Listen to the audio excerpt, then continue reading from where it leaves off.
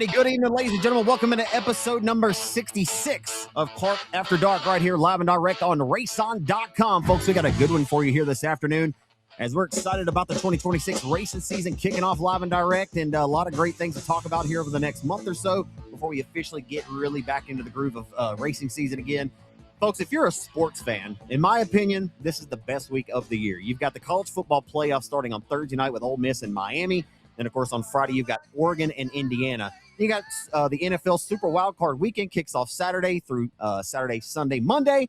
Listen, folks, we don't have any racing to really talk about. So, of course, everybody knows I'm a big sports fan, but huge NFL and college football fan. And we've got a lot of great stories, right? Like Indiana is Cinderella, while they're also the new bully on the block. They're going to be tough to beat. I don't think I've seen the Alabama Crimson Tide get boat race like that.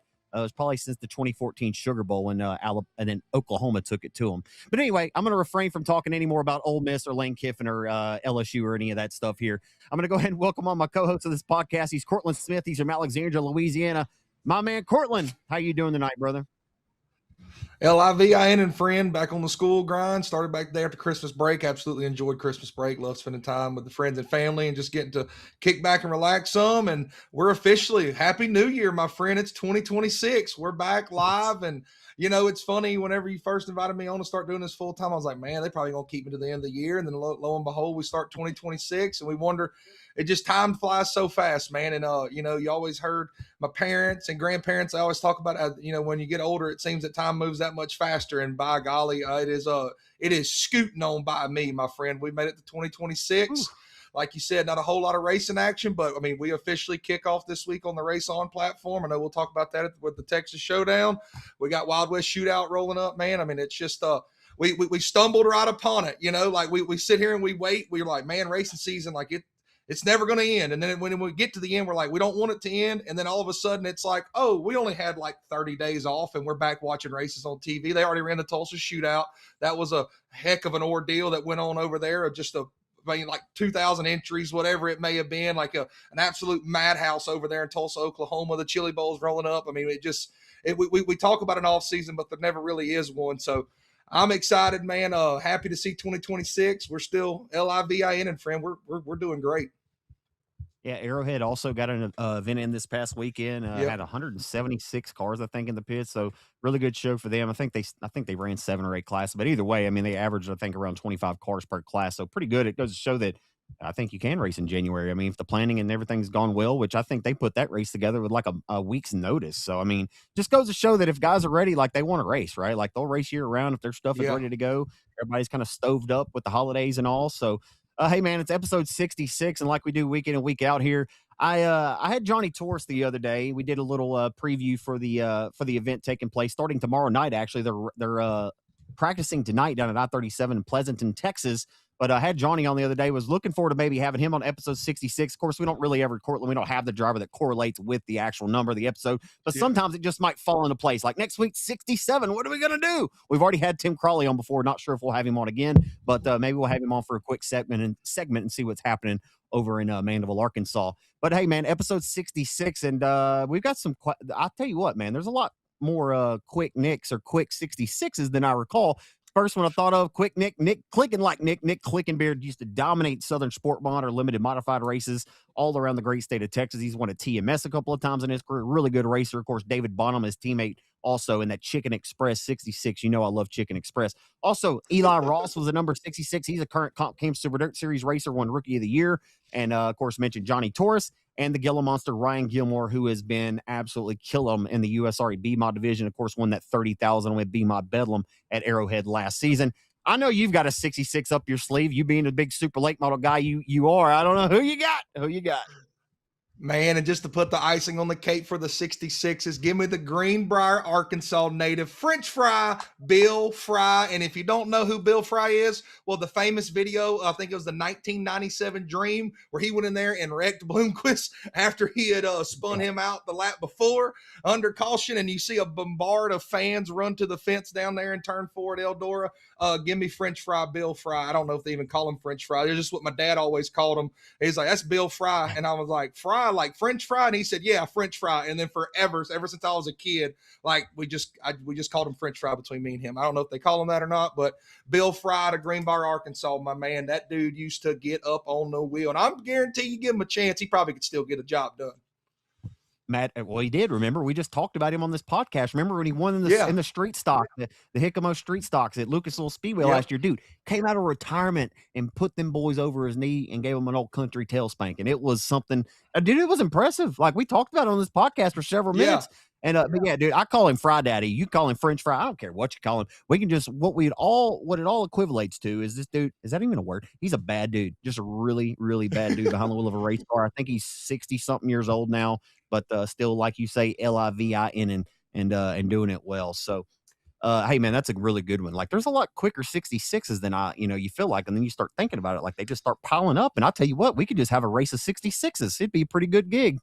it'd be a heck of an ordeal. It'd be a really good one. It would be the mixture. I mean, I'm telling you right now, just that Bill Fry 66 car, that orange and yellow with the blue bottom, like that's like iconic dirt late models. Like that's just some of the OGs. When you think of Wendell Wallace, you think of the blue with like the reddish purple 6M, and then all of them. Like that's just one of those iconic late models that'll just forever be fried or into my brain that I'll always remember. Yeah, I think when I think of those names, I think of like Wayne Brooks and Ronnie Adams, like you said, Wendell Wallace. I mean, dude, we could just go on and on here and just really get off into the deep woods here, but we're not. We're going to take a turn and welcome on our very a very awesome guest tonight. Like, man, we have really, really been looking forward to having this young man on at some point. Didn't know when it was going to be, but I thought, man, no better time than now to have on one of the most talented race car drivers we've seen, Cortland. And I feel like I can speak for you. One of the more talented race car drivers we've seen behind the wheel of a race car. He's only 16 years old, and he's just been really, really fun to watch. He's as good a race car driver in the car as he's been outside. It's been fun to watch his progression. But we're going to welcome on 10 Mile Louisiana racer Talan Willis tonight. Talan Willis, man, hey. So there's this conversation, right? Like when I'm announcing races, I try not to slip the T-dub or anything like that because there's already a Tim Ward, right? He's a really good modified driver. So we try not to just force nicknames on you, Talan. But, man, still, you're into this racing deal. It's almost 4 years, maybe going on 5 now. You started in 2022, and we haven't really come up with a nickname for you. But when you're as good and quick as you are, I don't think you need a nickname, Talan. I think the resume's starting to compile, and it's starting to speak for itself, man. What do you think about having a nickname as a racer? I don't know. It's pretty cool. I mean, there are a lot of like really good guys that get nicknames and stuff, but if it's not meant to have a nickname, I guess I just won't have a nickname. But I know sometimes announcers just kind of something pops up in their head and it kind of goes out for the rest of the years that they race. And I guess none's ever really popped up, which T-Dub's cool, but like you say, you don't really want to steal anybody else's. So kind of want to have something different, and people know when they say the nickname who it is. So. I don't know. It's just if I guess if it's meant to be, it will be. But I guess just right now we hadn't really come up with one. There's a lot that we could talk to you about, young man. There was several different ways I kind of wanted to start this interview off with. I thought that'd be a good one, just see what you thought about that. But man, we really have enjoyed watching you race over the last few years, man. Just in the last 4 years, man, you started off racing those Crate Racing USA street stocks. You've raced limited modifieds, right? You've raced B mods. You won your first career super late model race at the Rev, a $3,000 score last year, and then you won your first ever A mod race. We'll get into a little bit into that, but man, your ascension over these last 4 years, you've won 44 races since your very first start in 2022. It's almost like this ascension is taken off, and we could blink our eye. We look around, and man, Talan, here he is. He's about to form this alliance with Mikey Kyle and Cade Dillard. Like, man, have you been able to really look around and enjoy this ride that you've been on? Or, I mean, is it just all go, go, go for you all the time? I mean, with the Wild West shootout going on, obviously this deal kind of come about. I think like early November is when we kind of got the call and put everything together. So we've kind of been go go go. But once I get in the house every so often and kind of cool down, calm down, I really think about like how blessed I am. And all 4 years I've been racing, and I feel like I've every year's gotten a little bit better each and every year, but I mean the help I've had, yeah, I wouldn't be where I am if it wasn't for those guys. I mean, like you said, I started out in the street stock, and then Dad just owned that car, and we raced it. It was like an old asphalt car, the first car I started in, and then we moved up to like a statement street stock. Went around the street stock nationals, I think twice, and then Mr. Robert or Chad Comer kind of put the deal together, and Mr. Robert Metz showed up, or I showed up to drive for his car, and I mean I was like 12, and this was the first time I'd ever met him. It's kind of funny, like he's like my ride or die now. He'll do anything for me, but whenever I showed up, I could tell he was like, "Dang, like this kid's driving my car." So obviously everything went good there, but it's kind of funny to look back and see how things have went and just how everything's played out, and just to get to where we are now has been a huge blessing in just 4 years, and I hope it just continues to get better. I got one more for you. I'm gonna throw it to Cortland. I'm just curious because you just mentioned a lot of people that are in your corner, and we all know these guys personally. They're great people who have helped you get your career to this point, man. Like I said, you're still 16, aren't you? Right? You're still 16, right, Talon? Yes, sir. Yeah, he's still 16, still 16 years old, man. It's pretty incredible to think about. But like you have all these people who believe in you, but you've given them a reason to believe in you by the way you carry yourself on and off the racetrack. But has there been a point in your career, like maybe it was your second career win, like you beat Randy Lovell at Thunder Valley, and this guy's won a lot of races in street stocks over the year. And I mean, there were 7 cars that chimed in that night. It was your second career start and when you won your first ever races.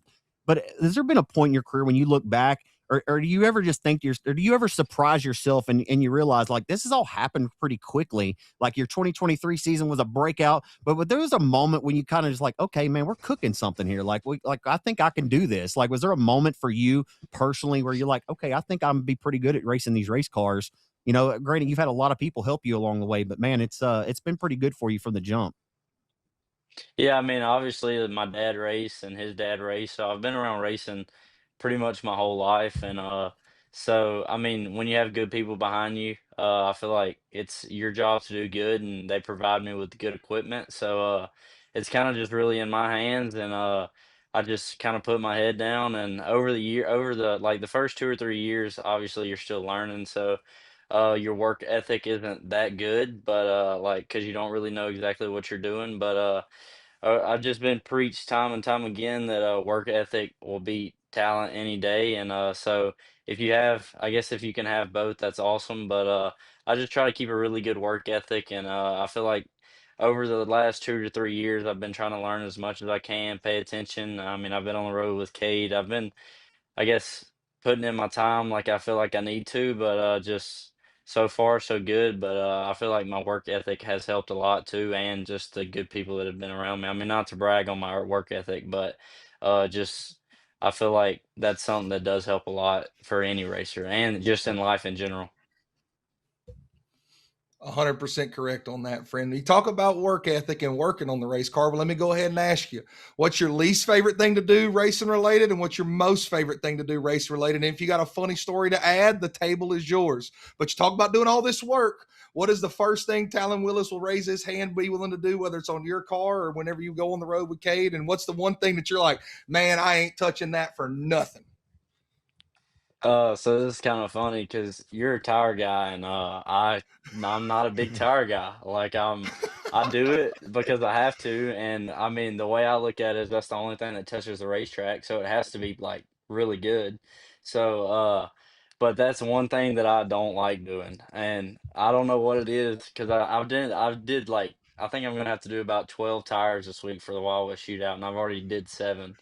But, I've been grooving and I'm like, "When is it gonna end?" And I don't know how like, some of them got are like y'all cut all the time, and I don't know, I'm just not a big fan of tires, but, like, one thing that I do like doing is I like keeping my stuff as clean as I can get it. Most of the time after I wash, I wipe down every bar and stuff like that. But I like measuring stuff, like just making sure everything's where it needs to be. Like I got this new car and I went under it and took a measurement of everything just in case something was to happen. I know where I can put it and just I try to keep everything top notch with what I can and just make sure nothing gets off because I feel like it can get off because you race a lot and just over time. So I try to keep myself really clean, just keep it where it's supposed to be.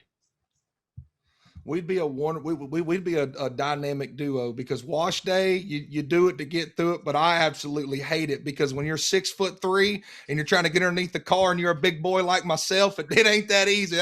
So I mean, I would do it, but I mean, wash day wasn't necessarily always my favorite day of the week. But no, and then Yeah, you it's not mentioned the it, man. best.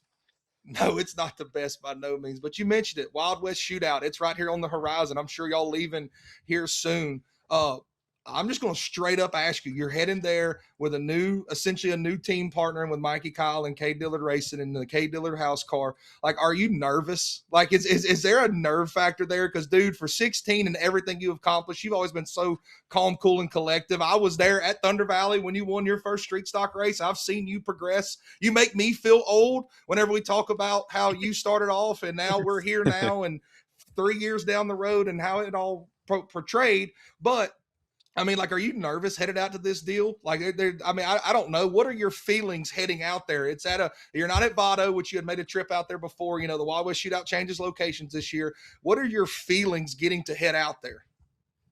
Yeah, I mean, I felt obviously you're kind of nervous because I feel like there's a lot of eyes on you just because it's the CDR house car and Mr. Mikey teamed up with us and I mean, I knew him before, but I'm just getting to know him a lot, and just super thankful for what he's done. But obviously, there's nerves if you think about it, but I try to just not think about it. I mean, if you're sitting there in the lineups and Rodney Sanders or something rolls up next to you, obviously you're gonna get nervous a little bit. But I guess I'm hoping to be able to race with them a lot this year, just pick with the pick and choose schedule and just get as much experience as I can. So when they roll up beside me, maybe I can feel a little bit more confident and stuff like that. Which with a good car and stuff like the CDR race cars, I'm already really confident. So I think that's really good being able to head into the Wild West Shootout. But like I've never been to the track before or anything, so I think it'll be different. But I think this year's really going to be about learning a lot and then just kind of continuing to progress through the years.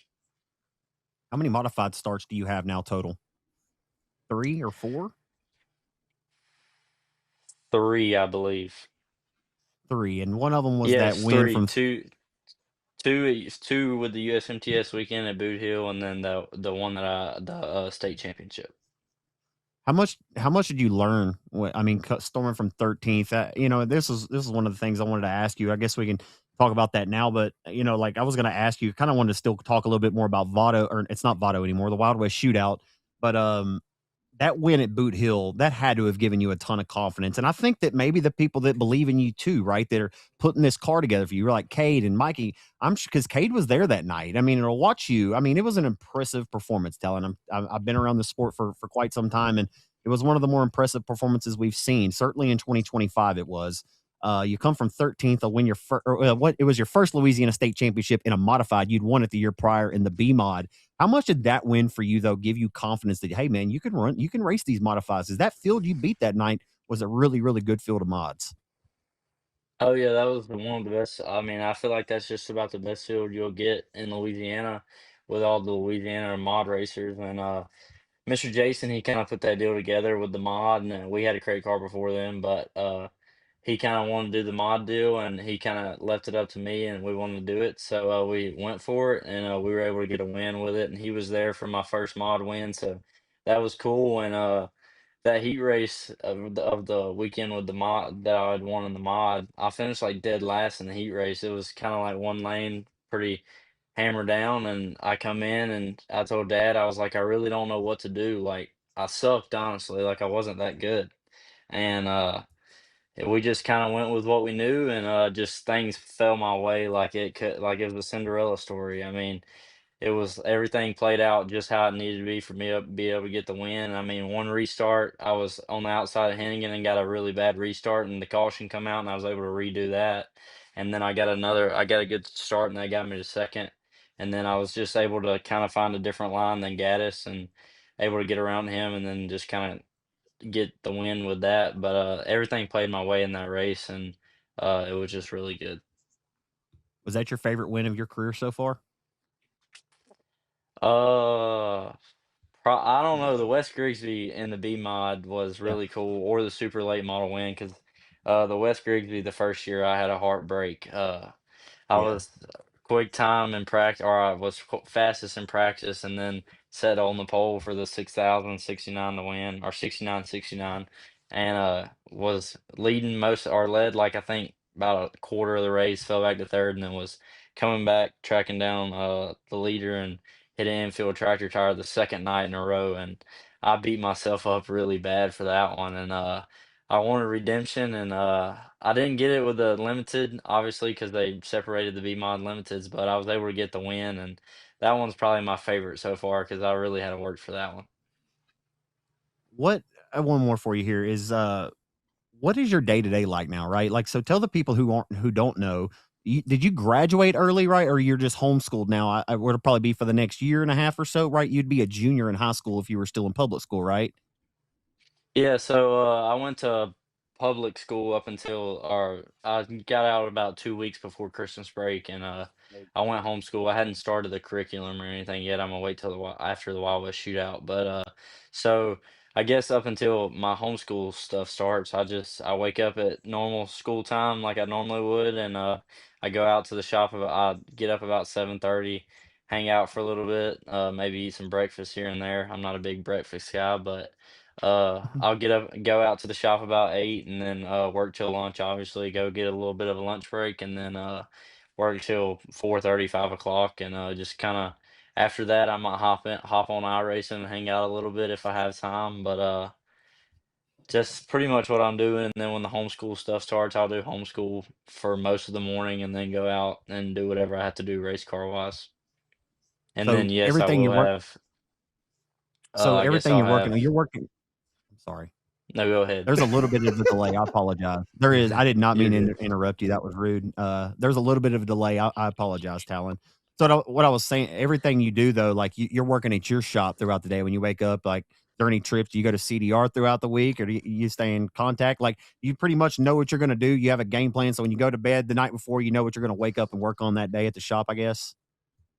Yeah, my plan is, I guess, after a race weekend, I'll try to wash either Sunday or Monday, and then probably Monday mostly, and then get my inventory of what I have and what I need, and then maybe the next day or whatever, I'll head to CDR or make an order from Day Motorsports or whatever, something like that. Just kind of get whatever I need for the week, and then I might make a trip to get some fuel, tires, maybe some body parts, just whatever I need for the car K to usually have, and so that makes it nice. I'm only like an hour and a half from him, so I can go up there during the week and maybe spend the day, see if he needs any help because he's always busy putting together cars or whatever, and then maybe if I have some downtime, and then I might go up there. But I think sometimes during while we're racing this year, I might stay like at Cade's a week or so and just let him check over the car and make sure everything's still where it needs to be. And if we got to change anything, just trying some stuff or whatever. So I got to ask you, and I'll ask you about Kate here in just a second. How much begging and pleading did you have to do with Mama and Dad to go to get this homeschool deal going? Because I know what my boy Talan Willis. He wants to go racing like all racers do. If we can be homeschooled and then go racing 24/7, I wish my mom and dad would have let me do that, but that just didn't happen for your boy Cortland over here. So how much begging and pleading, and what type of agreements did you have to make with your parents to get that done? Oh, I've been begging for probably 2 years, I would say, just to go homeschool and be able to race and stuff. And whenever my dad, he was kind of like buying into it. My mom was not really buying into it, and she told my dad, she was like, if you are going homeschool, you got to figure out the curriculum and everything. Like, I don't really want to worry about it. And he was like, all right. So now my dad's like a scientist on uh homeschool stuff. He knows just Yeah. about everything about it. So that's kind of funny. But I wouldn't. I just they said I would have to wake up at normal school time. Dad was like, "You ain't gonna be lazy, that's for sure." And I was like, "Oh no." And he was like, "You just do what you got to do, and we'll see how it goes." And I guess so far so good. So obviously, old Pop's been in the corner for you this whole time. What's one thing? I mean, this could be another funny right here. What's one butt chewing or maybe one key advice that he's given you that, like, every time you get in the car, that like it pops in the back of your head, like, I know I can't do this, or I know I need to do that. Something that he's told you that just lives in your head rent free. So just about anytime I strap in the car, he's like, "Do not follow." He'll be like, if I follow for about 2 to 3 laps, he'll like as soon even I might even win the race, and he'll come up in the cockpit and be like, "Why'd you follow him for 3 laps?" And I'm like, he's hard on me, but I mean, I wouldn't want it any other way, to be honest, Yeah. because he pushes me to my limits, and I feel like if it wasn't for him to always be there, he's really good at coaching, I feel like, and because he's been a past racer, and so if it wasn't for him, honestly, I wouldn't be where I'm at today. Him, my mom, or my sister. But my dad, he's super hard on me about like the racing stuff. He lets me do the car and the setup and all that, which I'm still learning setup wise. And then Cade helps a lot. But like driving wise, he's my driving coach. No, I mean he'll be my driving coach for forever probably. But he's pretty hard on me. But we were actually putting the rap on the other night, and he was like, "I'm proud of you." He was like, "I know I'm super hard on you," and I was like, "That's how I like it. I wouldn't want it any other way." Don't To hear sleep on that, no man. pops neither. Yeah, don't sleep Don't. on no pops neither, because pops was a Nah. wheeler. Like Adam Yeah. Willis was Oh a yeah. certified wheeler. Dude. I mean, he Especially got on it. the bottom. I'll give it to him. Oh He was man, good on the dude, I can't bottom. tell you how many races as a kid I watched your dad just absolutely kick their chicken, like you Yes. said, right around that bottom, just smooth as all get out. So you talk about Kate. I'll let Zach have you after this. We normally do two questions, but you mentioned, or I said, I'll let Zach have you after this, and we normally just do two questions. But I got to ask you. You mentioned Kate, and we know that you've gone on the road, and I'm just going to leave it as open ended as possible. What has Cade Dillard meant to you in your racing career and program and everything about this? What does he mean to you? Cage has become like another father to me, to be honest. I look up to him a lot, and he's helped me so much, and he's gave me a shot that I feel like, I mean, I've been able to drive for some really good people and stuff, but he's been able to further like kind of what I want to do, and maybe let me venture out and travel a little bit more, and just he's really been like another dad to me, and they're like family. I go stay over there sometimes. Him, Miss Shelby, Bubs, and Evie. They're like my brother and Bubs. sisters. Oh yeah, he's another He he's probably the best brother you could have. Uh, I love him to death though, but Awesome, man. Cade, he's just helped me a ton, and I guess we just I guess we've been I didn't really know him before I went on the road with him, and I think that was 2024 I went on the road with him the first time, and I mean obviously you know of him because he's kind of the famous person around our area and racing and stuff, but I didn't really know him, and I think I went with him for like a week and a half, 2 weeks on the road, and really got to know him, and we kind of hit it off, and he put the B mod deal together and helped us out on that a little bit, and I raced it for a year, and then he was really wanting me to get in a mod, so Mr. Jason was able to get that for us, and then he's helped put the Mikey Kyle Motorsports car and all that together as well. That's pretty awesome, man. Yeah. In addition to, you and Cade developing a relationship, when I was at Texas Motor Speedway right a few weeks ago, you were there working, right? You kind of alluded to that a little bit earlier that you've learned a lot of things being on the road. Cade was racing that weekend. You were there helping turn wrenches or whatever you needed. But Johnny and Stormy Scott are there, right? And then you see this week a big announcement yesterday that Jeremy Payne's coming to drive the 97 at the Wild West Shootout. Like, to us, I mean, Cortland knows Jeremy Payne was a dominant modified driver. And it's pretty cool too, because Cade brought Stormy back last year, right? Now Stormy's in a CDR. Like, there's a lot of really cool stuff going on out there. And to have your name kind of mixed up with them out there, you're learning the ins and outs of racing. Like, I feel like that's gotta be, I mean, I know we've kind of mentioned that a little bit so far, but I mean, Johnny and Stormy, I mean, these guys are legends in USMTS racing. And I mean, for you to be able to round them and bump elbows with them, right? Like, that's pretty cool for you. Oh yeah, Stormy and Johnny, the Scott brothers, they've been super cool. And yeah, like you said, most time whenever I'm not racing a weekend or whatever, I'll try to go with Cade or Kale sometimes, just anybody I can find a ride with and go to the racetrack and help somebody or just try to learn something. I mean, you can always learn something in or out of the car. And I like being a crew guy almost just as much as racing. So uh but yeah, the Johnny and Stormy, they've been super cool. I think me and Stormy are going to play some golf at the Wild West Shootout. So I think we're all gonna go play a little bit. I guess on one of the days off, but it's super cool when you can surround yourself with so many past racers and like present ones also, and they have so much experience. I mean, if you have a question, they'll answer it, and they're gonna know the answer for sure most of the time. And I feel like if you can surround yourself with those types of people, you'll learn maybe a little bit quicker, and just that's a relationship that you'll have forever. So is the focus solely on the modified right now? I mean, the focus gonna be solely on modified racing, and or kind of those are going to be the full plans for this 2026 season? And do you still have the B mod and you may run that, on some off weekends here and there or what? Yeah, the mod will be the main schedule. I think we're gonna try to do some arms races, or actually most of them, and then catch a. I think we're gonna try to catch most of the USMTS races at the beginning, like Kennedale and the ones in Mississippi and stuff like that. And then I think we're gonna try to go do some Heartland stuff, and then we'll be at all the big modified races. Uh, but that's the main thing, is just getting some more experience in that, and just showcasing CDR race cars. And Mr. Mikey will be helping out also, so that'll be cool. And then if I'm off a weekend, we still have the super late model with Mr. Robert, and I think the motor's getting put back together right now. So he said we could race it just whenever I wanted to if I had a weekend off, and then we're gonna keep the B mod. I almost can't sell it. I'm sentimental to that car, just about, but it's Fast. just been super good to me. And but I think we're gonna try to race it a little bit too. So we could possibly have 3 cars to race this year, but the main priority will be the modified. So main priorities modified racing. What's one track that you got on your schedule that you kind of halfway already got on your schedule that you're really excited about going to? What's a new? Hopefully it's a new one. But what's one track that you've never been to before that you got circled like, man, I'm excited to go race here? Deer Creek, and I'm Okay. hoping to go there. Like obviously your late model races at Deer Creek are super good, and then the Fall Jamboree and stuff.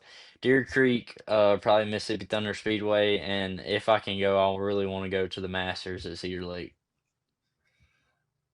Dude, and, Yes. and and what's crazy is that Deer Creek and Mississippi Thunder. If you think the late model races are good, like I know you watch them too. Like the modified races are 3 times Oh better at yeah, those places than the late model yeah. races are. Like the mods get down up there.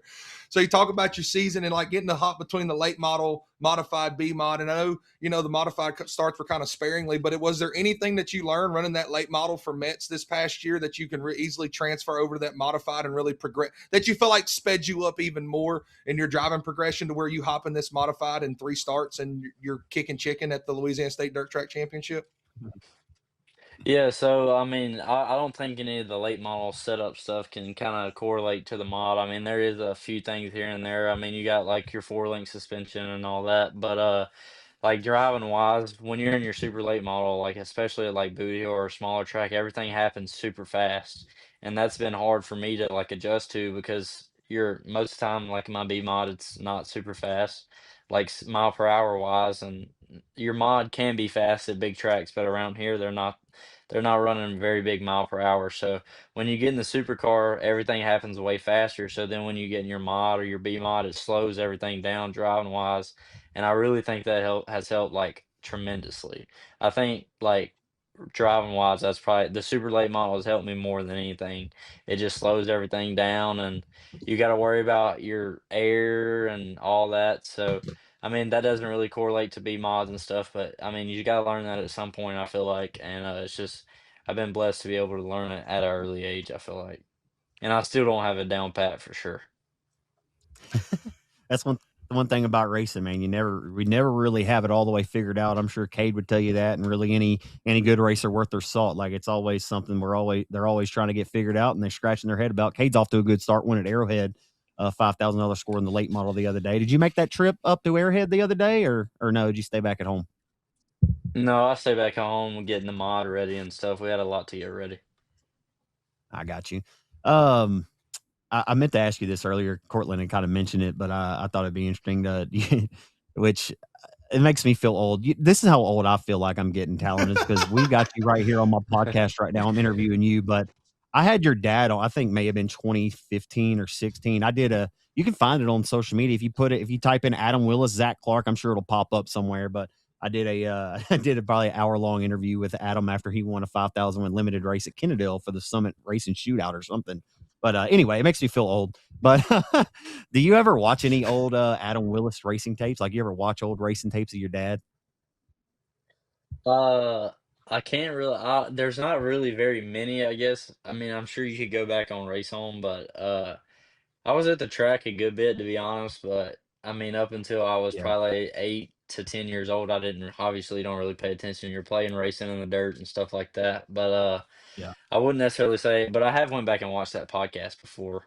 But racing videos, not really. But I can promise he does tell me that he is way better than me. Well, y'all got to try to figure that out. Remember at Manny, he came out of retirement, and I'm pretty sure you won that night, right? Smoked me. Just saying. No, he I, smoked me. He oh smoked yeah, me. that's right. Yeah, I'm not Yeah, he saying. left me in the I'll let you dust. say I'll that. be honest on that one. Yeah, he smoked me on that one. It humbled you, And huh? there was no excuses. Oh, yeah. Well, I was already Uh, nervous because he's always chitter chattering and stuff like that, especially when we race. And he'd come up to me and be like, "Good luck," and I'd be like, "Thank you," and he'd be like, "All right." And then if I would have won my heat race the first night, I finished second. We would have been on the front row together, of like the yeah. first time that we'd ever race each other. And then we did like a little funny promo video before we raced, and he was just egging it on, and he knows how to get under my skin, and I was ready to go, and he schooled me for sure. You know what's interesting to me is as your dad knows this, and I think you may know. I may have mentioned it to you before, Cortland. I'm not know, but Adam Willis had a knack for going to new racetracks that he had never been to before and winning in his first ever start there. He did it at Timberline Speedway. He did it at Boot Hill Speedway. I'm not sure, he may have won his first ever start at Thunder Valley and Leesville and Sabine too. I don't know. I don't have the history books to go back. I just know that I was the guy. I was there calling the races when he won at Timberline for his first ever trip.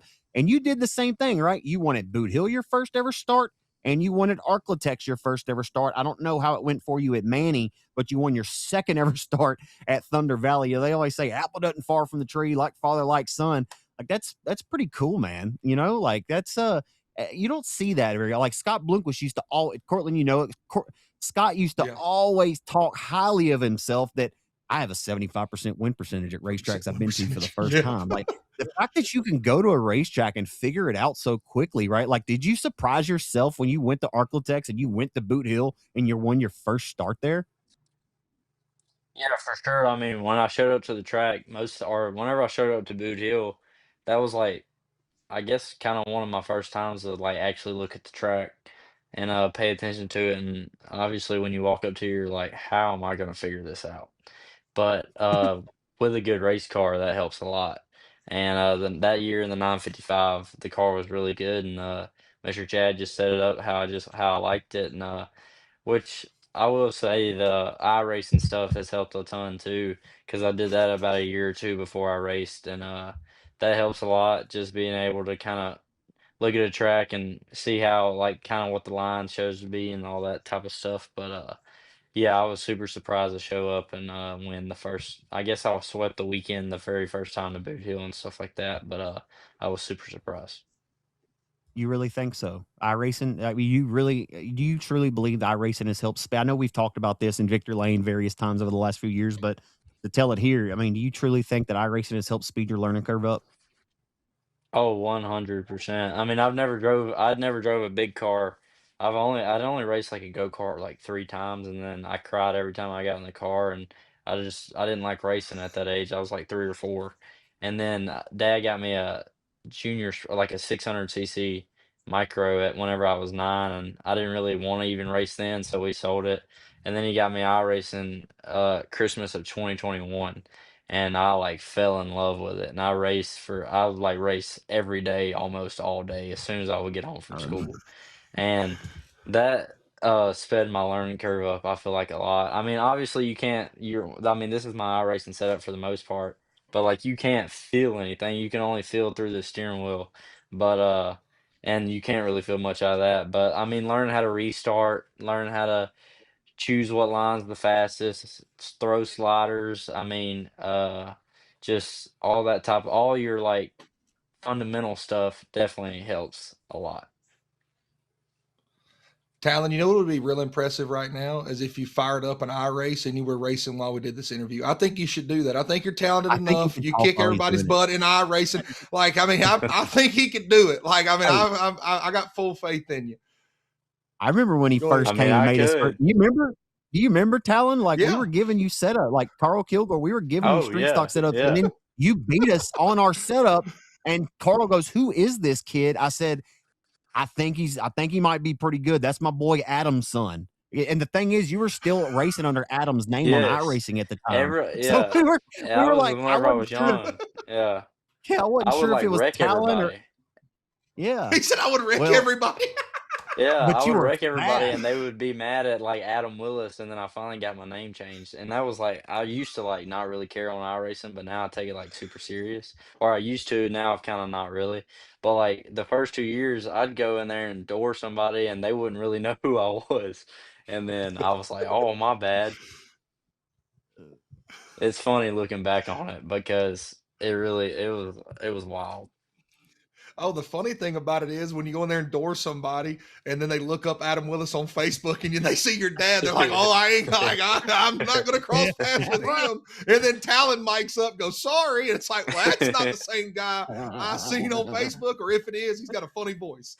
But Yeah. let me just ask you this, Talon. You talked about learning how to read a track on iRacing and different stuff, and you learn that as you go to the racetrack, right? Like you mentioned how even if you're not racing, when you go to a racetrack, you learn something every time, and that's one of probably my favorite thing about going to a racetrack is like if I'm not racing or working for somebody, you can sit there and watch the track progress all night long. So when we talk about the track progressing everything, like what's your favorite track state to go out and race on? Like, do you like it slick top to bottom, no cushion? Do you like it just a little bit with a little ring around the bottom? Do you like a cushion? Like, what's the ideal track state for my boy Talon? I would say slick through the center, and then you got like a little bit of like you can put your left side in the grip on the bottom, and then your right rear and the cushion on the top would probably be like my favorite track. And then like the cushion like right up against the wall for sure, just because it's fun to run the top up against the wall. It's Yeah. fun, but And how? I've I mean, had like I have that. messed up a lot. Yeah, I've messed up really bad before. That's what I was gonna say was that top that right side right up against the wall. I mean, just how treacherous is it? And let's just reconfigure this all. You just turned 16. A lot of these times when you were racing, you didn't even drove an actual car down the road yet. So just how difficult. I mean, you don't make it look very difficult. Let's just be real here, friend. But how difficult is it whenever that cushion is right up against that lip just to be that consistent every time? And maybe you thank iRacing for being able to just hit the same mark every single lap. How difficult is that? And what do you think has helped you the most in being able to do stuff like that? And then I'll let Zach have you again. Yeah, I mean, it's definitely super hard, but I mean, like you related back to iRacing, a lot of the iRacing tracks are right up against the wall. So, I mean, you can kind of relate here and there, but it's super hard, and I feel like it's gonna bite you running up against the wall more times than it will help. But once you kind of get in a groove, I feel like not hard. I guess you can mess up, but like once you get in the groove, it's pretty not easy, but once you get in the groove, you feel better for sure. But it's like you said, it's super hard, but I like doing it, but it definitely will bite you. Let me ask you this before I get to Zach, because it made me think. When you go around there and run that top, and sometimes, I mean, you got to enter the corner wide open. And then we see guys go up there and hustle it. Can guys just straight up take a car that's not the greatest and hustle that cushion? Or does your car got to be halfway decent to go up there and rip that cushion as hard as it needs to be done to get the job done?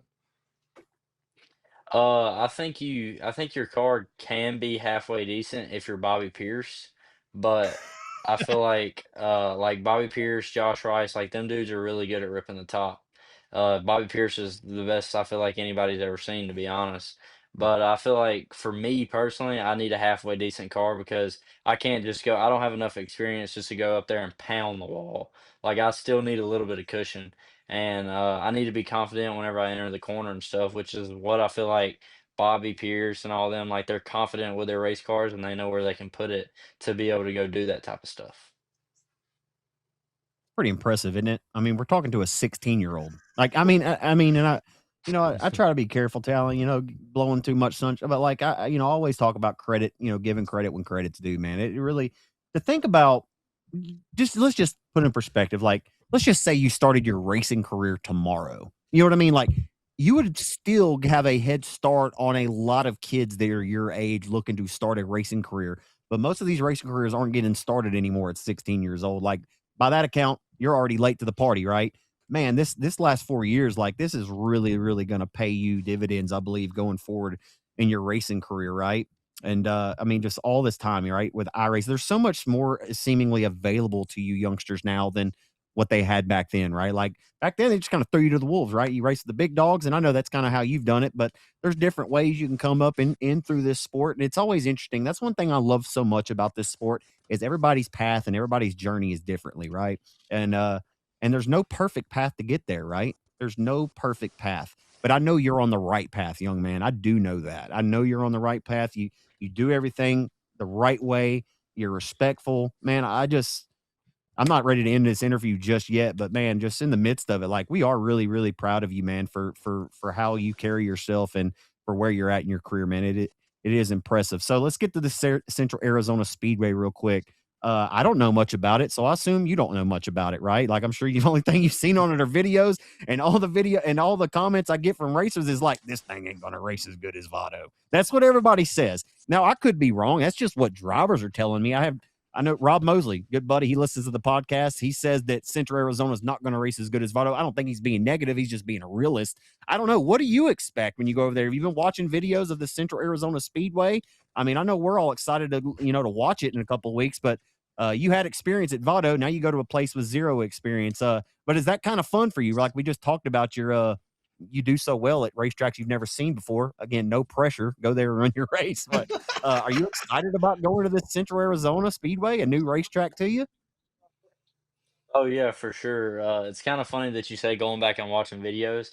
And to be honest, I'm really bad about like not watching videos. Like most of the time, I don't really watch videos whenever I go to a track. I guess you could say I just wing it. But I need to watch videos. I mean, I've watched a few videos here and there of the Central Arizona, but it looks like a really fun track. I've seen a few laps where that Jake O'Neill was making a few laps in his Yeah. late model, and it looked hammered down, like it looked like wide open for sure, and you're always gonna have to be on the gas. But I honestly think it might fit me a little bit. It kind of looked like a more of a momentum style track, which is I feel like it's one of my stronger suits whenever I'm behind the wheel. But I think it's gonna be it's definitely gonna be fun no matter what. But Votto, I think I would have felt more comfortable going into Votto because, like you said, I have made more lap. I have raced there before, but and Votto was really cool. Like probably one of my top five tracks for sure.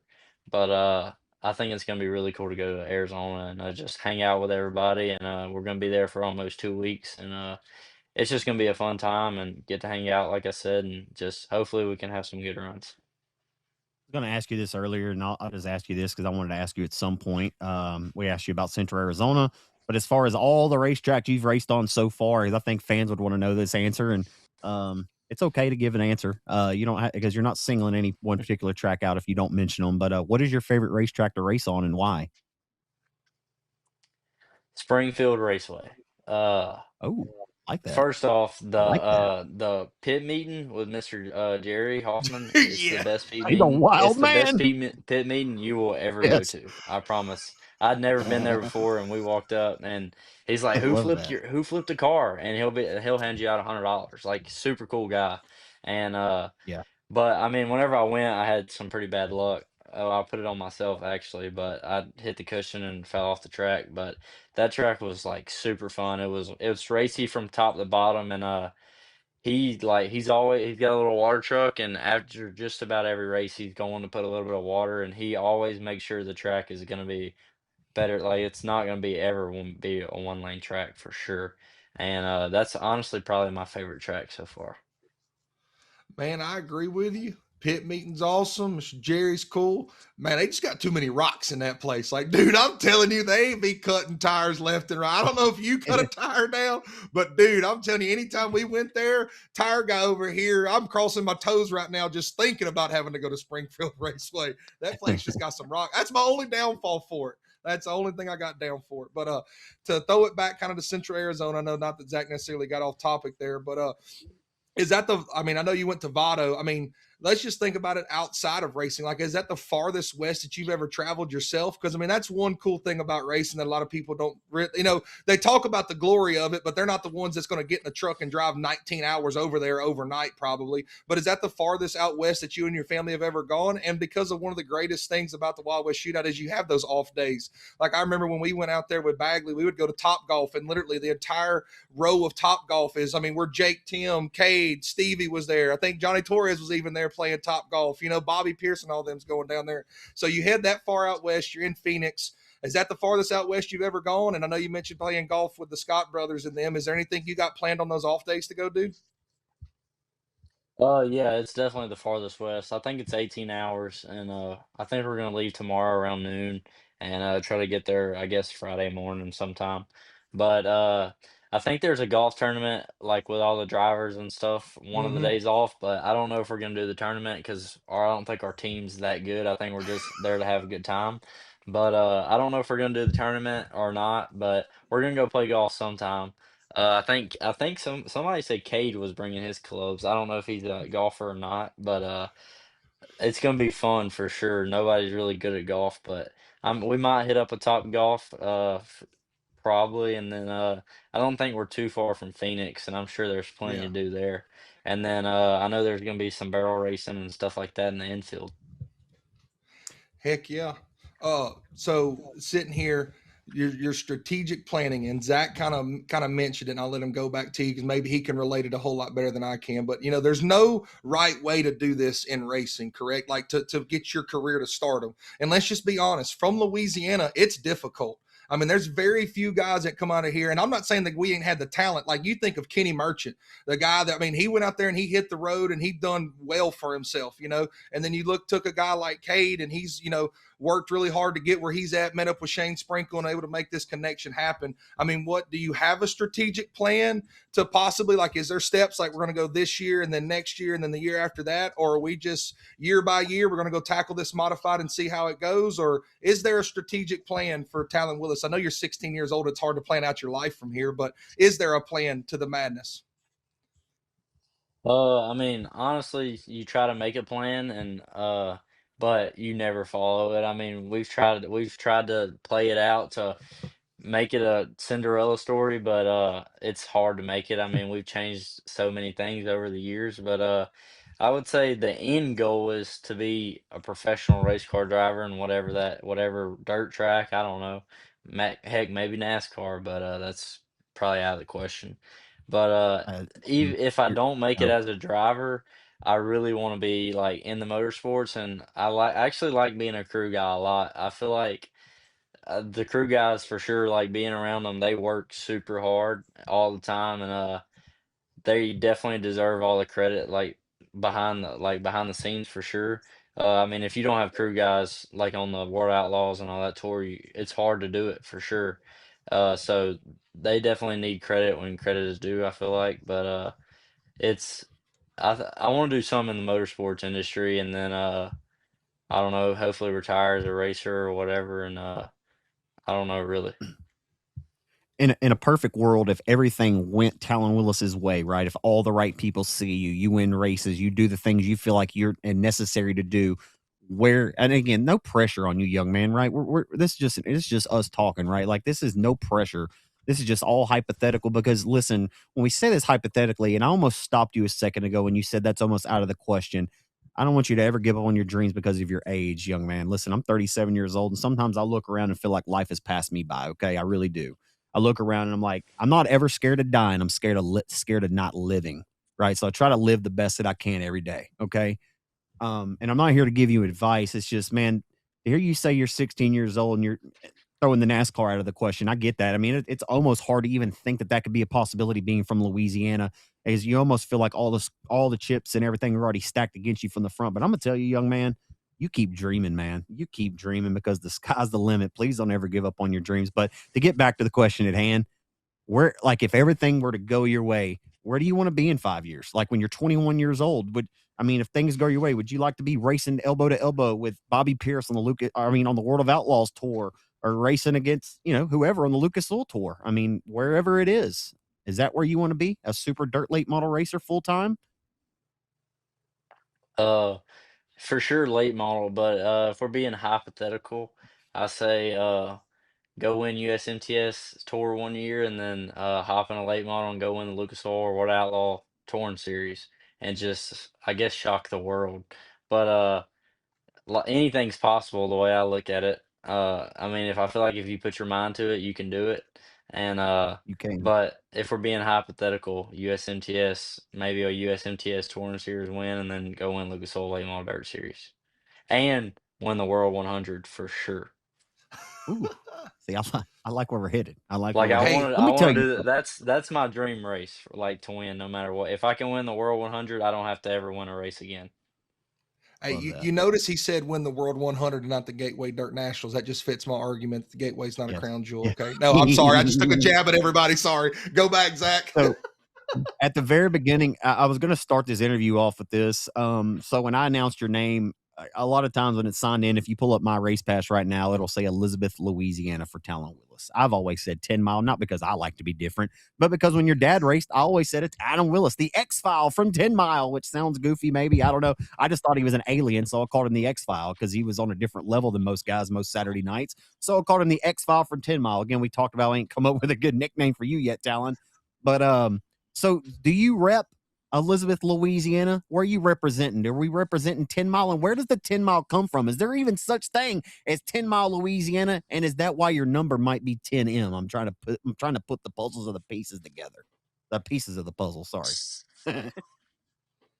So 10 Mile is just a community. It's not even a town. It's where Oh, my dad and his family grew up, and then I was born, and I think I lived on 10 Mile. It's just like a big community. It's actually a lot of racers from like around here, and it's pretty close to Thunder Valley, honestly.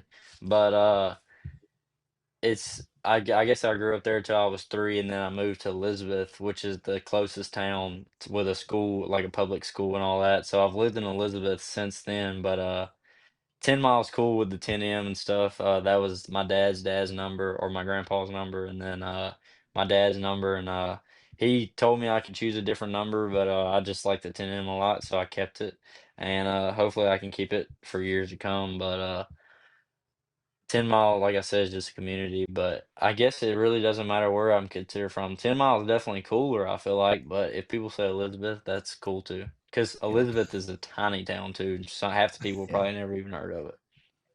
10 Mile sounds cool. For the longest time too, like they wouldn't, whether the announcers actually got it right that time, but most of they'd call Kate Dillard from Manny, but they never got Robaline. If they did, they called it Robaline. I mean, anyway, but yeah, so they got that figured out. Hey man, tell us about this. I think I mentioned this in your post race Victor Lane speech at Boot Hill when you won the Louisiana State Championship, but listen, young man, you're headed places, and I know it might be a little biased because your mom owns the place, Claire's Corner Cafe down there in Elizabeth. Is it in Elizabeth? But you're headed places when you already have a burger named after you, whether mom owns it or not. Tell us about that TWR burger down at Claire's. Yeah, so the cafe, the Claire's Corner Cafe, it's actually my sister's middle name, and it's on the like corner of the street or whatever. But it's actually in Glenmore, Louisiana. But the TWR burger, she was like making the menu and stuff, and my dad was like, "We need to do a TWR burger." And personally, I like a ham sandwich with some Takis on it, and I was like, "We got to do that. Like that's my signature." And they were like, "No, no way he's gonna eat that." And I'm like, "All right, all right, all right." So they make this TWR burger, and I like try it, and I don't even like it, to be honest. Like, I don't know what it is. I'm just not a big fan of it. So I honestly don't really, and personally don't really like. I'll eat it, but I'm not a big fan of the burger. But hey, I'm cool with it. If you go to Claire's Corner Cafe, I recommend getting wings, but the TWR burger, a lot of people like it too. So I don't know. Where's Claire's But located? the Taki ham sandwich is good. The Taki ham sandwich is Glenmore, good. Louisiana.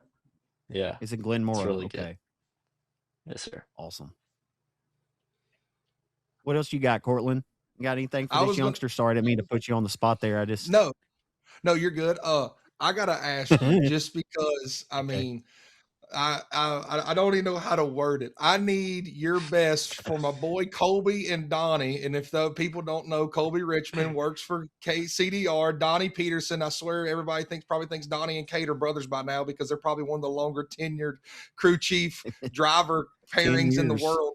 Yeah, like so or I 11 years. need the best Talan Willis. You can even throw Scotty Duke, my boy Scotty Too Hottie in there too. Oh, I just need we got to end it on a funny. I'm a lighthearted guy. Colby's my dog. I've been to Donnie's Tavern, hung out with him many times, and Scotty Too Hottie is an absolute homie.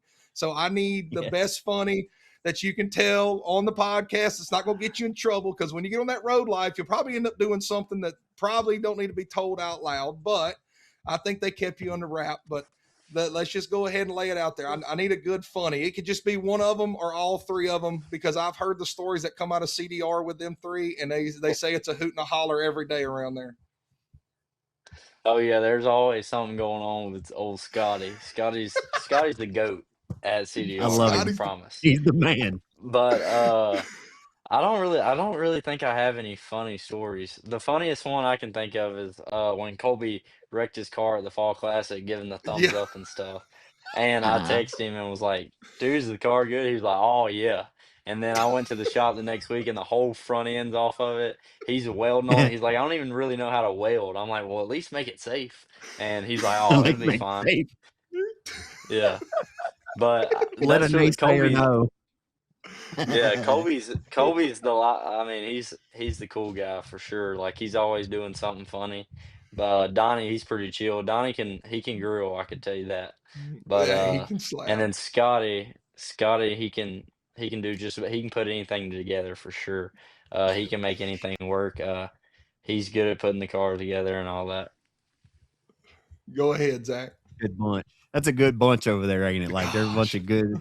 That's a good Oh bunch yeah. of goons over there, man. It really is. I love them all. Like you said, Scotty just sent me a message a couple weeks ago. Just a great dude. I'll keep that between me and him. But yeah, he's always finding a way to uplift somebody, whether it's funny or not. But yeah, we love him, and we love all of CDR and everybody around there too, man. We've watched all. We watch. Man, I tell you, Cade knows I've been around a long time. I watched Cade, when he got his first big break and his big opportunity. And, here we are. I think it's really cool how things come full circle, and to see Cade Dillard be able to extend his arm, and to really, like, I can see it through him, like how he wants to help you get your career, and maybe he can help you, get started better than he did. Cause I mean, he logged a lot of laps, or logged a lot of miles up and down the interstate. He used to go to USMTS races with no money left in his bank. And by God, he won a race one night that put more money back in his account to get back to the next track. But that's a lot of stories a lot of racers tell, right?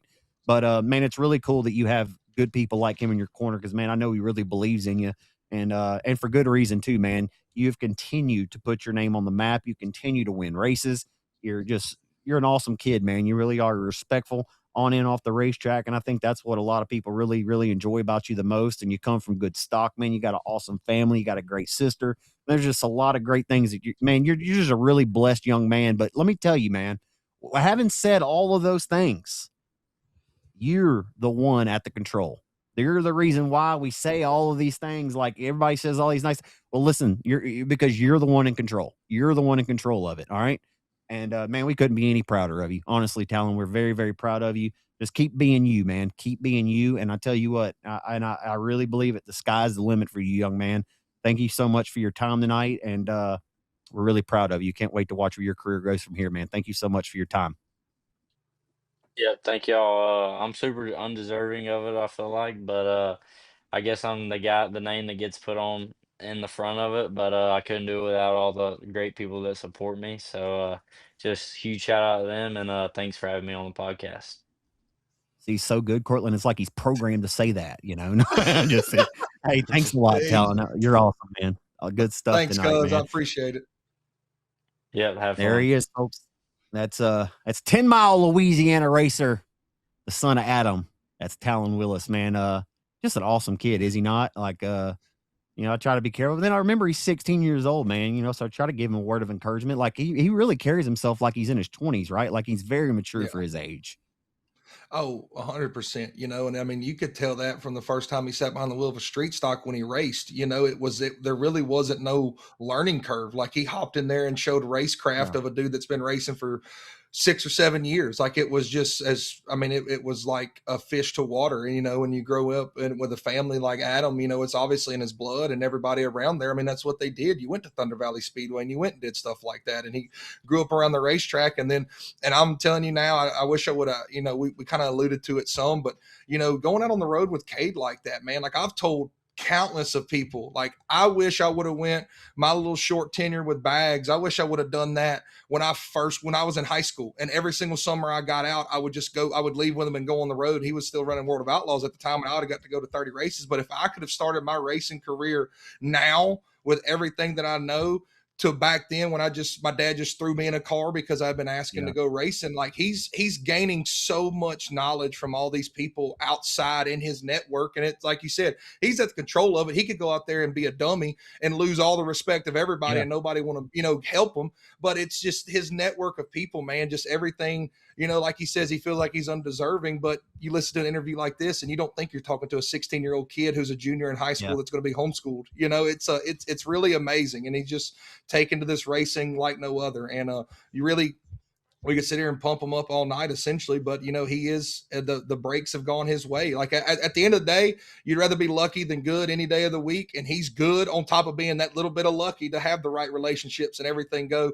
And, he's deserving of everything he's got, man. And I'm super excited for him to go out to the Wild West Shootout. They'll have a whole CDR camp out there, and there'll be so many people that he can just bounce ideas off of, whether it's Cade, whether it's Jeremy Payne, the Scott brothers, I'm sure will be out there. He's going to go out there, and like they're going to have the CDR camp out there, and Talan Willis is going to be one of them dudes in there. And it's just, it's really cool. I didn't tell him before he got out of here. I wish the best of luck to him. That'll be the most eyes that he'll ever have on him. Like this Wild West Shootout is a really big thing in the racing world. And I really hope he goes out there and proves all this hype that you've done announcing and that we've talked about on the podcast and all. Like, I think he can go out there and prove everybody. He ran really good out at Vado with the star-studded field at the Fall Nationals at the end of last year. So, man, just the sky's the limit for him, really. He's got a lot of great people in his corner, and it just happened to where everything's working out, and he's proven time and time again that, he can get the job done. Absolutely. I mean, he's proven it time and time again. It seems like he thrives under that kind of pressure. All the while we say that, like, I want him to go out here and, I want him to feel that pressure. I want him to feel like there's a fire lit on him to go perform, but also in the same sense, and having said that, is no pressure, right? Like, I don't want him to feel the weight of the world on his shoulders like he absolutely has to perform, because I'm going to tell you, the same talent that he has before he leaves 10 Mile Louisiana is the same talent he'll have when he shows up and when he leaves. You just got to hone that talent, right? Like he could go over there, Cortland, and he could finish 14th. He may not make the race one night, and he could finish 22nd the next night. It doesn't mean it's a failure. He's a better racer than he was this time next week than he was today. You know what I mean? So you're all building and trying to get to where you're trying to go, and you're not going to win every single race you enter. And I think that's something a lot of racers need to hear. You're not going to enter every race you enter. So don't be quick to get discouraged when the results and things don't go your way, man. Racing is the toughest sport, man, to stay on top of, because guess what? You don't stay on top very long. You get to show up again the next day and try it all over again and make up for what you didn't get the night before. That's what makes racing so great. It's not like football, right? Like, you get all year to try to make the playoffs, and well, the playoffs are gone in dirt racing now, so I'm not going to say thankfully or not thankfully, but anyway, we could steer that down a whole different rabbit hole right now. But, man, is there anything else that you have tonight that you'd like to mention before we wrap this baby up? I just want to talk about on RaceON starting tomorrow night, the Texas Showdown at I-37 Speedway, man. It is I knew it was going on. I knew I couldn't make it out to Pleasanton with my schedule, so I haven't really looked too much into it. But man, I was looking this week and watched, you put a little interview with Johnny Torres and Starry out this week, and I got to looking, dude, like we race Wednesday night, IMCA mods and stock cars, 1,000 to win, 100 to start for mods, and 750 to win, 75 to start for the stock cars, and it goes up every single night. If a dude just starts every single feature this week in the modifieds, he's gonna go home with $580. Like, that's pretty wild, and you get to race 5 times. And I-37, to me, I think Johnny even mentioned it. Like, that's a hidden gem. And tracks have their good and bad nights by all means. But you watch that feature from last year, they had some really, really good races last year with Isaac Mallicott, Cody Thompson, and I think Jordan Gabrowski was the winner last year. Like, dude, there's going to be some dudes that I feel like there's going to be some dudes roll into that I-37. And it's going to be a heck of a show, man. And we're racing on a Wednesday night. Like, we're back. Like, we're back in race season, Zach. Like, it's here. But I don't know if you want to add anything about I-37, but IMCA stock cars and IMCA modifieds on a Wednesday night on the RaceON platform, man. You can't get Wednesday, Thursday, Friday, Saturday. Add in the factory stocks at some point. I think they're running 4 cylinders on Saturday night. Like, it's going to be a whole hootenanny over there at I-37. Yes, it will. I'll be checked in and watching I-37, of course, tomorrow night. We'll have that solo dolo on the TV. Then, like I said, Thursday, you can do a little multitasking, dude. We're right back into the thick of things. You can watch the college football playoff Thursday, Miami and Ole Miss, dude. That's going to be a slobber knocker. That should be a good football game, dude. How about this college football playoff, dude? We've got 3 Cinderellas, and then we've got Oregon. 3 Cinderellas in Oregon, but like I said at the intro tonight, Indiana's a Cinderella, but they've become the big bully on the block. Like, dude, I mean, there's 3 great stories to tell, and then you got Oregon and Dan Lanning. And hey, I think they're a little better than most people think they are, but I think Indiana's going to win the whole thing, dude. What do you think? All 4 teams deserve to be there, no matter what anybody says. They deserve to be there. But when you watch Indiana's performance, and they actually gave the offensive MVP to the offensive line, and as an offensive line guy, and in my little time as playing football, like I just watch the box, and I just watch the offensive line. Like they could hand it off 15 times in the backfield. I'm just watching the linemen. Like I really don't care about the ball, because when you watch them linemen, they abuse each other for every single snap. Like it is a all-out war. Dude, and them dudes from Indiana, they can get it done. Them guys are some dudes, and I just hard-nosed, gritty, grindstone, and man, the way they can work up to that second level, and when they're running the zone, and man, the running backs are so good about sticking their foot in the ground and cutting it up, and dude, I absolutely love watching Indiana football run the ball, and I really haven't watched them a whole lot. You know, I'm going to be an SEC homer and say that's what I normally watch if I'm watching college football, but to watch them dominate Alabama like they did at the Rose Bowl, dude, like Oregon's a good team. Oregon's a great team, but if Indiana comes out and runs the ball like they did, good luck stopping them. I don't see anybody going to do it. Like a good luck stopping them, because Indiana's going to be my favorite to here on out in the trenches, dude. Yeah. But hey, shout out to Ole Miss. Shout out to Ole Miss, dude. That's the one. Even with all the drama going on, all the controversy, and then to win the game the way they did, dude. Can you imagine? I would love to see an Indiana Ole Miss. That's who I want. I want an Indiana Ole Miss, and then whoever wins out of that, Cortland Smith doesn't care. Can you imagine, though, if Ole Miss runs the table in the college football playoff and goes and wins a national championship after all of everything that is going on? Like, I think that they can, dude. I think that these kids are motivated to do it, because their coach basically walked out on them and said, I don't think you can. Like, that's a hell of a motivator, dude. Like, I mean, that's pretty much what Lane Kiffin said to Ole Miss players, was like, I don't think you can do it. I don't think that him or anybody thought that they were going to even win that first game that they won. Or I'm sorry, they thought they'd beat Tulane, but they didn't think they were going to beat Georgia, and they did. And dude, it was an impressive game too, an impressive win. But man, just crazy. I'm gonna go ahead and tell you, if Ole Miss wins it all without Lane Kiffin, I feel like a dummy if I'm LSU and just paid Lane Kiffin all this money, and that mug had a college football championship team underneath them. You know, like I'm just saying, if I'm LSU, like I would feel dumb, because it's like, man, that dude maybe not be all that good. Like we maybe just spent all this money and caused all this drama for no reason. Who knows? But before we do get out of here, we talked about it a good bit with Talan Willis. I do want your Super Bowl prediction, but go ahead. Super Bowl prediction. Man, catch me next week on that. I haven't watched I'm going to throw mine. I'm going to say the Rams. I'm going to say the Rams and the Broncos are going to the Super Bowl. Rams for the NFC. And the Rams dropped all the way to the 7th seed and going into the playoffs. The Broncos are the number 1 seed. Seattle has the number 1 seed in the NFC. Didn't mean to cut you off, man. Go ahead. No, I was just going to say I wanted to Super Bowl Broncos would be my favorite, but I'm going to go ahead and say I haven't watched a whole lot of NFL and be on top of that. But the Broncos are legit, and I will go down. They are. Even though he left New Orleans, and I am kind of a Saints guy. Sean Payton, no matter what anybody says, I think he is one heck of a coach, and he's got that team rallied up over there in Denver, and I think the Broncos. Yeah, we go. I can elaborate more next week, but before we get out of here, I do want to mention the Wild West Shootout, because I think this might be one of these stouter fields. And I mean, it's been stout over at Vado. Let's not get me wrong, but because Speed Weeks has been pushed back to after the Daytona 500, I think it gives a lot of these guys, like you see a Brandon Overton that's supposed to head out there. I don't know if plans have changed for him, but you see guys like a Brandon Overton, you see a guy like Dan Ebert. They're going out there, and I know a lot of these guys, they race and they race and they race. That's all they do. But, I mean, I feel like this Wild West Shootout is going to be a really sneaky good feel. And I seen today they announced my boy Terry Phillips is rolling out to the Wild West Shootout. Come on, give me some of TP in the man out car? there.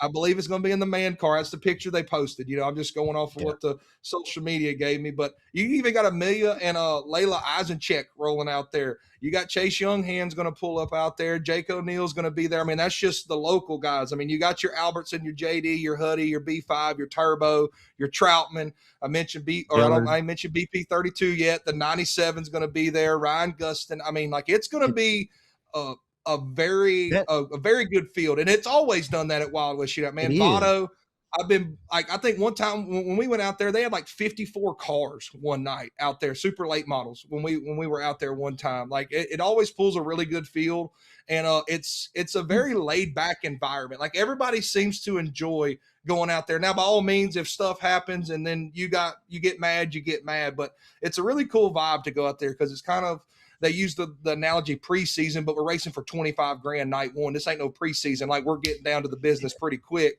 but it is a very laid back vibe because you're not points racing or you're not doing any of that. You're just going out there. You're driving 20 some odd hours out to Arizona and Phoenix, and you get to go race for really good money and hang out with the homies way before you probably want to or should, but you're having a good time and you're racing for pretty good money. Dude, you just never know when like a Don Shaw's gonna pull up the victor lane out there, right? Like you remember when Don Shaw won a couple of the Wild West? Maybe he only won one, not a couple, but really like it's always we use the word eclectic, like the fields at the Wild West Shootout, whether it was at Votto or was it at the USA Raceway before, like dude, it's always just been a really, really tried and true event. Like I really, really love watching this race every year. And not only that, dude, we always typically have a lot of good local contingent from around the Architects that travels over there and races, right? The Haddockses raced over there. For Mr. Sticky Street, Brian Craighead is always in one of the Gallardo cars over there. Like you never know who's gonna pop in. And I think the Williams twins showed up last year. They did. Like you just never know who's going to show up at Votto. Kale Murphy, like like we just interviewed Talon K. There's a lot of local contingent that we'll be able to watch and root on over there. It is, man. It's a cool event, man. It always has been, and it's really going to be interesting this year, Cortland. I think this new racetrack. It's either going to be really good and interesting. It's going to be an interesting curveball being thrown at all these drivers. Just when they started getting Votto figured out, now we're going to a different racetrack. And what I've heard from locals over there, like I talked to Rob Mosley, he's a local to that area. He said one thing about this Central Arizona, he said that place will be packed out every night. Like they have a awesome fan count over there, week in and week out. And that was a lot to do with the reason why they moved this event. Votto, for whatever reason, great racetrack, just can't really put butts in the stands. And that's kind of that's the ugly pill we have to swallow in the current day and age age of dirt track racing. Like you really, really got to really work hard to get butts in the stands now, but it's going to be interesting. It really is, man. And I'm looking forward to it a lot like you are. And I'm pretty sure Thornton, Pierce, Davenport, all, those, I'd say those are your top three. And I'm sure Hudson O'Neill will be there. There's a lot of great race car drivers. And I think Thornton's going to have to do a little bit of the jockeying around, going back to Chili Bowl, doing the Tulsa two-step deal. So, man, racing season's getting ramped up, man, and I'm excited about it. 100%. And like you said, the curveball, not that we were necessarily figuring out Votto, but I think you can ask anybody that raced there, pound for pound. I'll go ahead and say it. Pound for pound, Votto is one of the best racetracks in the country. I mean, you could just flat out go out there and get it on. I've seen my boy Bags when everybody's up there just pounding the cushion, like literally Bags and Kyle Larson started side by side one night, and Kyle Larson passed 13 cars and we passed 12, and Kyle Larson would pass him on the top and Bags would pass them on the bottom. And they literally drove all the way from like 20th and 21st to like 4th and 6th. Like it's that place you can get it on wherever your car's good, wherever you're comfortable at. Like you can make speed at Votto. And I think that's just, you say it, people say it might not race as good. Well, when you compare it to Votto, any racetrack in the country is going to have a hard time comparing to that because it puts out a really good product. Let's just be honest. But I think give them some time, give them a couple days. Day one might not be perfect, but they work really hard, man. And go and talk about the event. Like they'll come around and bring pizza 1 or 2 days out the week. They try to schedule a golf tournament on the off days for all the race teams to sign up, and you go out there and play a golf tournament together. They do a really good job of, taking care of the guys and getting everything done. They start really early, okay, because mountain time out there, whatever time zone it is, to be East Coast, you're like 3 hours behind, whatever it may be. So they start like at 3 o'clock, you hot lap qualify, you save a lot of time. They'll rework the track. It's how they did it at Votto. But I mean, you're done relatively early out there and you get to hang out with everybody. You know, like I said, it's a really cool vibe, really cool event. Do I hate seeing it go from Votto 100%? But it's one of them deals, like you said, you got to get butts in the seats because he is putting out a lot of money. We start with a 25,000 win super late model race, we end with a 25,000 win super late model race, and there's 10,000 to wins all the nights in between. But you hate to see it leave, but also at the end of the day, it's an event that I think will continue, because when you have a tried and true event and everybody goes and enjoys it and they take good care of the drivers and the people that put on the show, guys are going to show up, they're going to go race, and it's going to be a heck of a time. And we officially, I know Tulsa Shootout, I guess you could say, maybe officially kicked off 2026, if you want to say it like that. But we're full bore. We got RaceON racing here this week, and we got the Wild West Shootout to spectate. Heck yeah, man. Talan Willis just sent me a message. He said, had super fun. Thanks for having me. And I said, we loved having you. Thanks for coming. We enjoyed it. I said, we ain't even done yet. We're just now wrapping this baby up. So that's what I'm going to do right about now. Great job tonight, Cortland Smith. I'm Zach Clark with RaceON.com. Always an honor and a privilege to talk about racing. And for you guys for listening, hugs and hand pounds. We appreciate y'all. Be blessed and be a blessing. We'll see you back here next week. Holla.